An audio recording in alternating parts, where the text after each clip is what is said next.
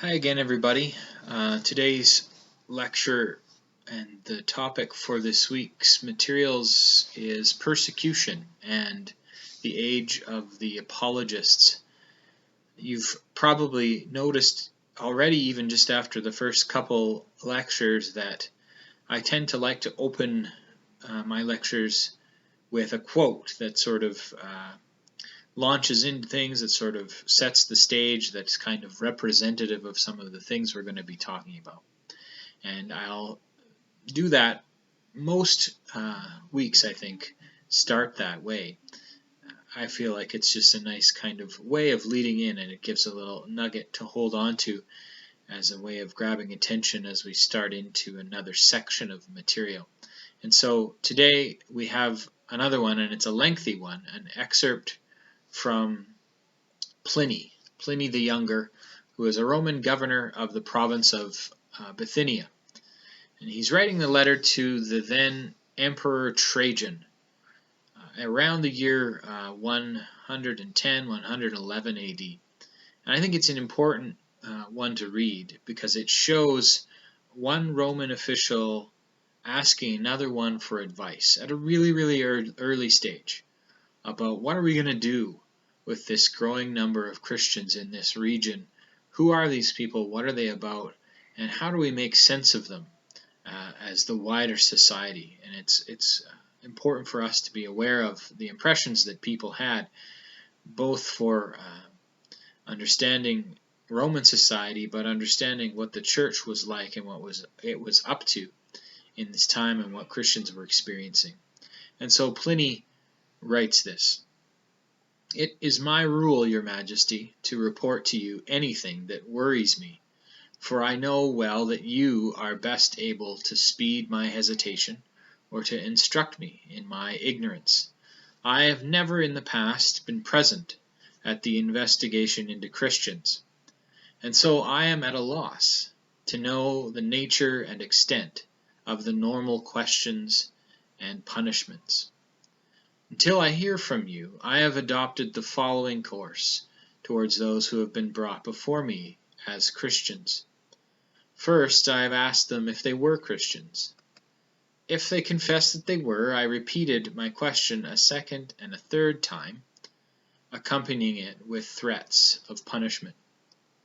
If they still persisted in their statements, I ordered them to be taken out. Soon as I investigated the matter, types began to multiply, as so often happens, and charges started to spread. Those arrested stated that the sum total of their fault or error was as follows. On a fixed day they used to assemble before dawn, to sing a hymn to Christ, as if to a god, and to bind themselves by an oath, not for any criminal purpose, but to commit no fraud, no robbery, no adultery, to bear no false witness, and not to deny any debt when asked to pay up.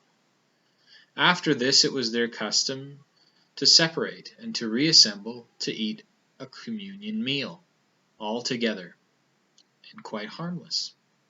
They claimed that they had even stopped after my edict, in which I followed your commands in banning society meetings.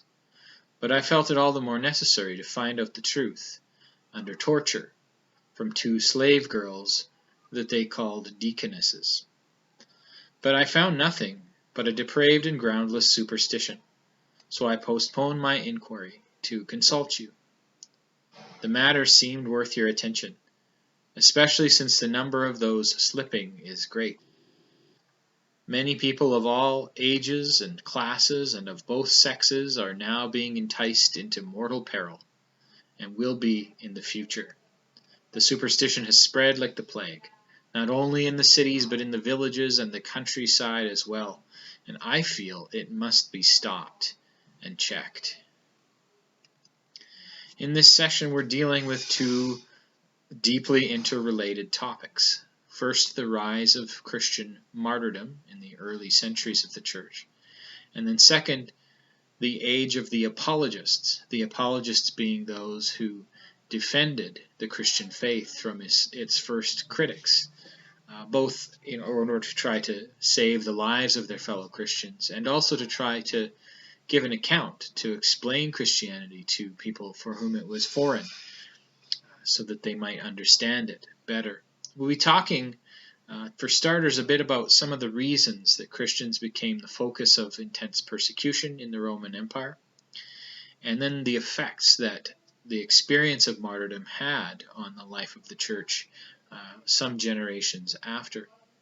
And then we'll look at some of these individuals from this period who begin to compose explanations and defenses of the Christian faith to its opponents. The time period that we're dealing with today runs from about the reign of the Emperor Nero, around the year 67 or 70, somewhere in there, until the end of the official policy of Christian persecution that ends with the Emperor Galerius in the year AD 311. Some of what we listen to is emotionally fraught and also quite powerful and inspirational. It's a formative time in church history, and one that we derive great value from knowing about and considering anew, even in our own time.